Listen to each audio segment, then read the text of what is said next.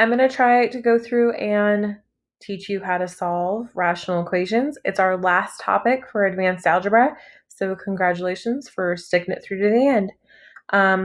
As we look at these problems, you're going to be like, oh, these are a lot easier than what I thought they'd be. And that's because we're starting back to like very first solving techniques and trying to get you to think about like, how did you do this before? So that prior knowledge of solving techniques should help you out quite a bit as we look at what we're going to do. So there's two ways to solve these types of problems, and one way is going to be the one that we kind of use. This first way, I don't want to say it's more difficult because it's not, but when we first taught you how to solve equations, this is what we did. We were trying to isolate that value for x. And so to get the x by itself, we said undo any adding or subtracting. So first step, we would subtract 1/4 from both sides to undo adding and subtracting. So that 1/4 minus 1/4 cancels away. Then we had on the other side 5/2 take away 1/4. Well, 5/2 take away 1/4 doesn't quite work unless you have a common denominator. Well, the lowest common denominator for 5/2 and 1/4 would be to change it by multiplying both the numerator and the denominator by 2. So then you would have 10/4 minus 1/4. So like that lowest common denominator for 2 and 4 would be 4. So if we have 5/2 take away 1/4, it's the same as saying 10/4 take away 1/4, which is 9/4. So now we have x over 8 is equal to 9/4. And then the way that we solved our proportions was through this thing called cross multiplication. 4 times x would be 4x. 8 times 9 is 72. And then we still had to divide both sides by 4, and we get our final answer of x is equal to 18. All right. So not that that was super difficult, but I had to subtract fractions and I had to multiply big numbers. Who knows? So that has its goods and its bads. The next one, same exact problem. So we should already know the answer is going to be 18. We're going to go about it a little bit different. So it says, is there an easier way? What if we got rid of the fraction first? Instead of just dealing with the 5/2 and the 1/4, if we get them all to have a common denominator in the beginning, the lowest common denominator for all three of those numbers would just be 8, right? So if instead of doing just the minus 1/4, if I change them all, so then I have 2 8s plus how many 8s is equal to 20 over 8. Like you could probably already solve that equation right now.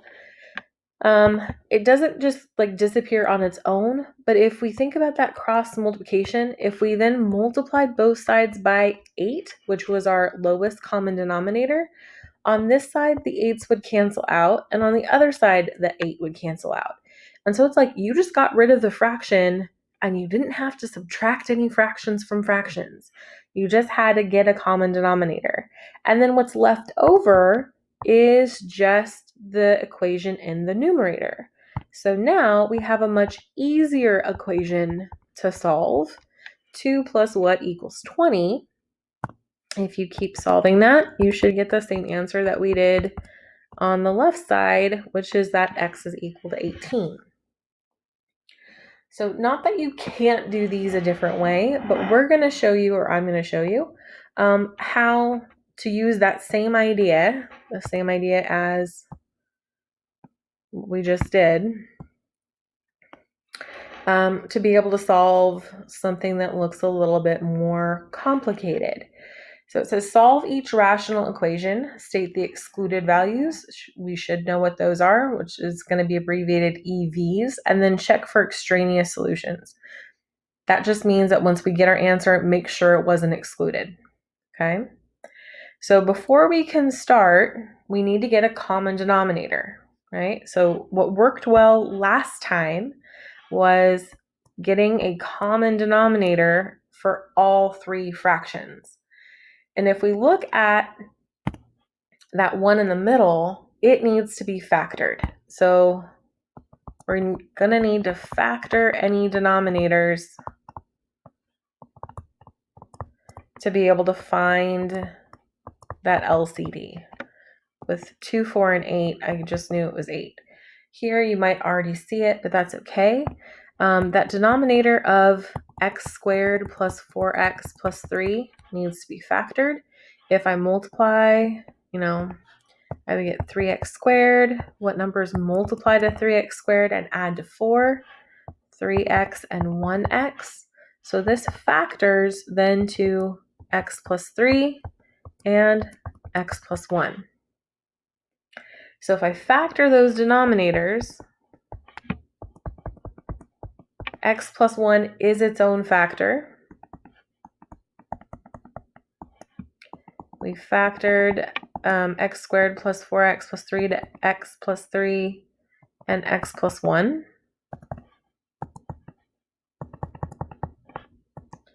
And then x plus 3 is also its own little factor. Now we want to get common denominators. So if I go to get that common denominator, the common denominator is, like which one is the lowest that they all share. That x plus 3 and x plus 1 is the lowest common denominator. So if I need to make them all the same, this first fraction needs to be multiplied by an x plus 3. Whenever I multiply the bottom by, I also need to multiply the top by. Okay. This middle fraction doesn't need anything, but the last one needs to be multiplied by x plus 1 for it to match.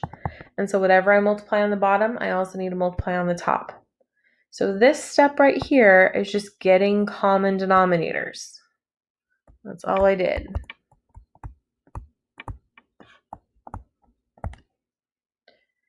Before we move on any further, they mentioned having to state the excluded values. So if I look at what's excluded, remember that our denominator cannot equal 0.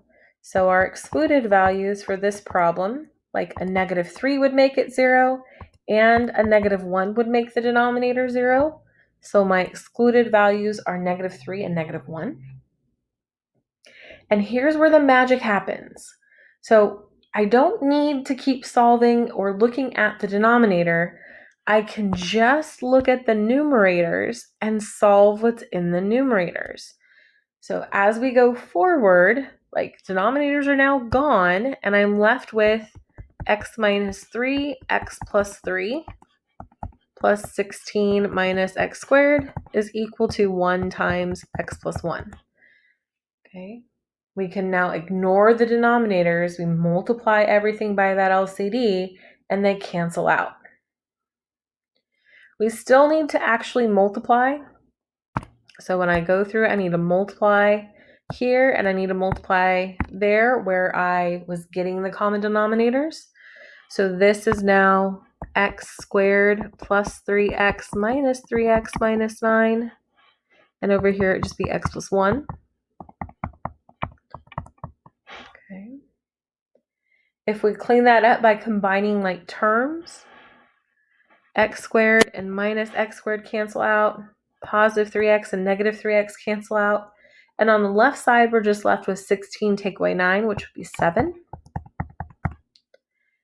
And then I want to keep solving what's left. So if I keep solving, looks like my answer is just 6.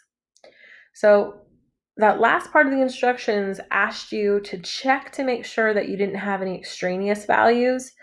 This answer is not extraneous, it's not extra or bad or anything, because if I check it against my excluded values, since my answer isn't an excluded answer, my answer isn't one of the excluded values,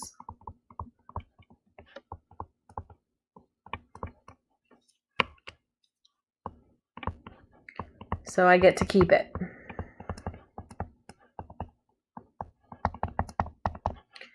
Okay. And I want to say we don't have any really tricky ones. We're just going to ask you what are the excluded values and to keep solving. But if I were to solve this and get -3, or if I solved it and I got -1, because it would make my denominator 0, I have to go back and say no solution here. Okay. All right. So that's what we're going to try. Here are all the steps typed out for us. That first step is getting a common denominator. So we have to start by factoring our denominators. If we look at this example B, like look at the denominators, there's only one that needs to be factored. So if we go through and factor, what numbers multiply to -10 and add to -3, -5 and +2. I love when those are the factors that we have. So if you want to rewrite this as 2 over m minus 5 plus 1 over m plus 2 equals m over the factored now m minus 5, m plus 2. I factored m squared minus 3m minus 10, and those were our factors. Okay. Now we need to get a common denominator. So to get the common denominator, this is where we say, like, what do they need that they don't have? Like bratty little children.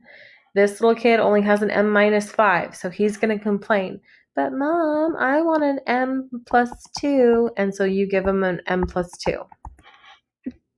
Whatever you multiply the bottom by, you also have to multiply the top by. The second fraction, it doesn't have the factor of m minus 5. So if you give it an m minus 5 on bottom, you also have to multiply it by an m minus 5 up top in our numerator. Before we cancel away those denominators, because they're going to go poof in just a minute, we need to state our excluded values. What values of m make our denominators 0? So like we have that lowest common denominator, which is m minus 5 times m plus 2. Like they cannot equal 0, so my excluded values would be +5 and -2. Now, when we start to solve this, we need to make sure we go back and multiply where we said we were supposed to multiply. So make sure you distribute.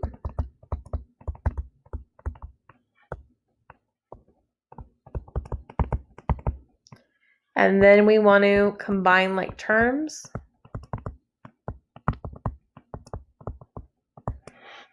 But our denominator is going to go away. So now we have 2m plus 4 plus 1m minus 5 is equal to m.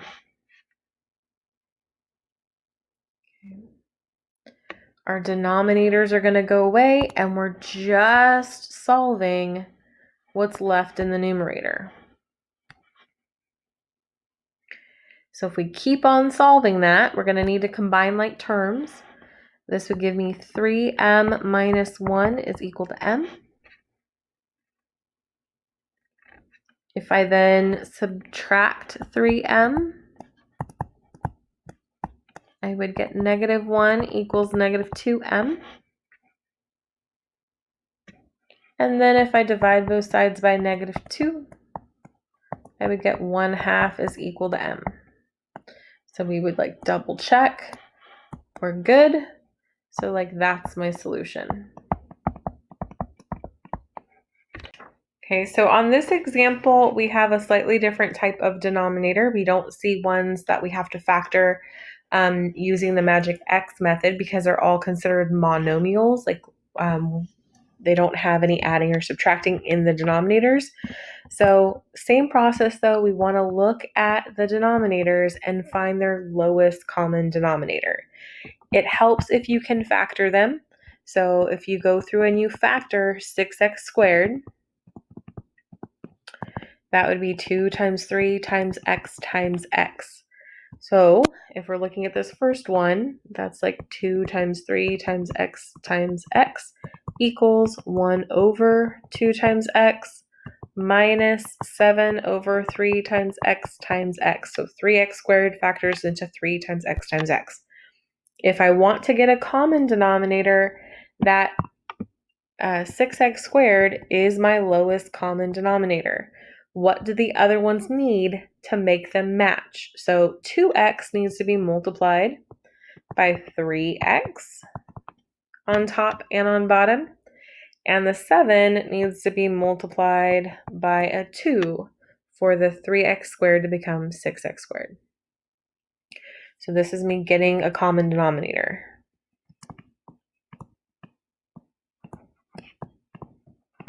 All right. The next step should be to look at our excluded values. What are they? Or what is it, I should say. If we're looking at 6x squared cannot equal 0 because that's our denominator. X squared can't be 0. The square root of 0 is just 0. So my excluded value is 0. Now I'm going to ignore my denominators and just solve the numerator. So if we multiplied both sides by 6x squared, like this side, not a highlighter.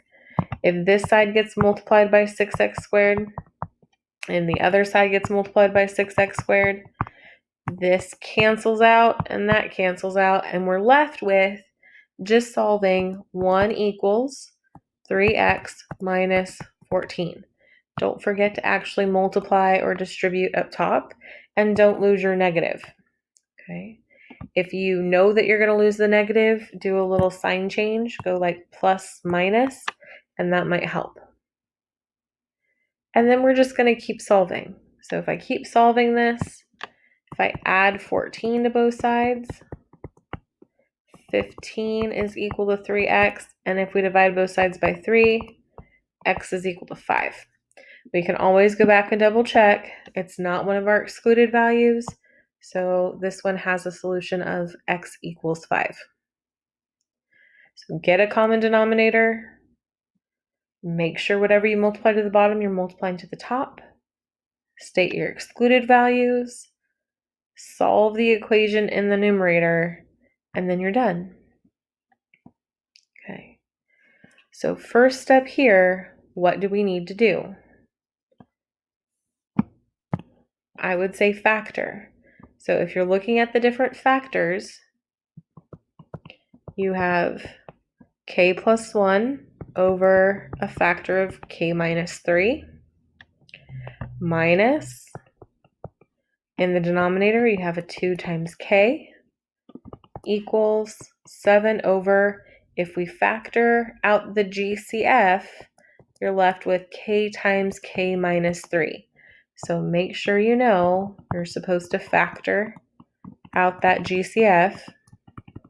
I didn't have to use a magic X on that one either.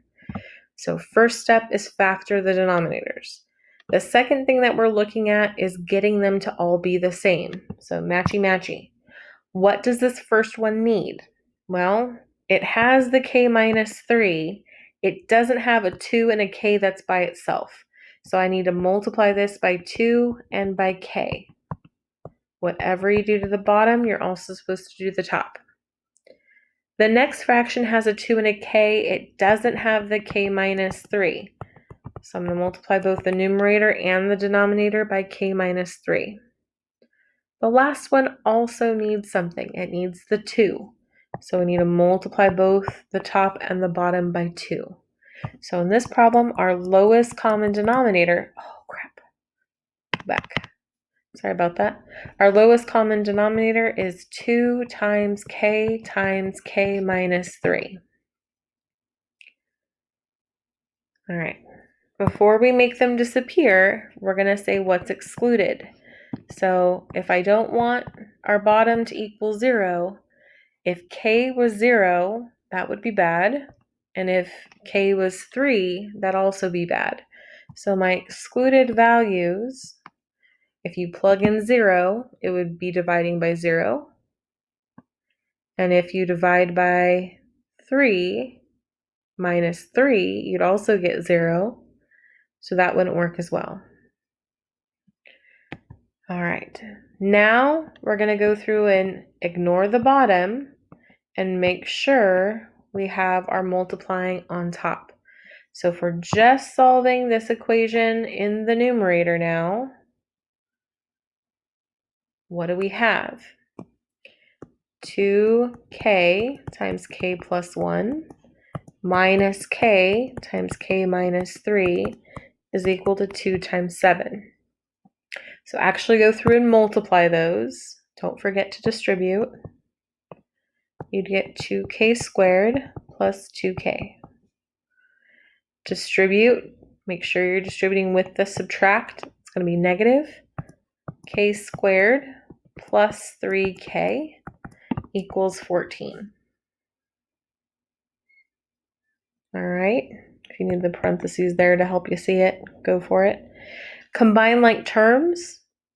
So if we keep solving, you would get k squared plus 5k equals 14.